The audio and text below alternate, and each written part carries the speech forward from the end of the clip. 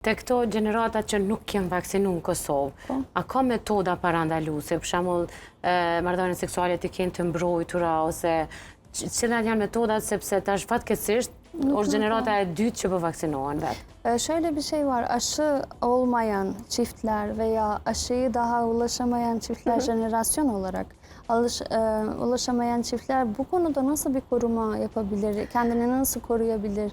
Mesela cinsel ilişki sırasında veya herhangi bir koruma amaçlı olan herhangi bir metot var mıdır bu konuda? Evet. Çünkü normalde ikinci jenerasyon bu aşılamaya şansı tanınıyor. Diğerleri nasıl bu konuda bir koruma kalkanı oluşturabilir?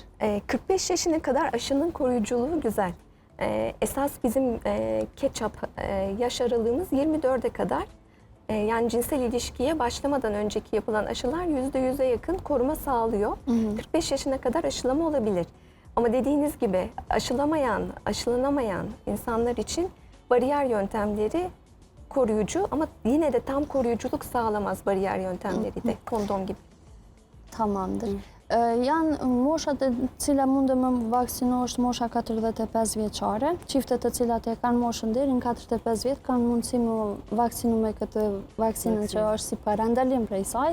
Kurse rezultatin 100% e japim moshës 24 vjeçar ku nëse i bëhet vaksinimi i saj, ajo është e mbrojtur për pjesën tjetër të jetës.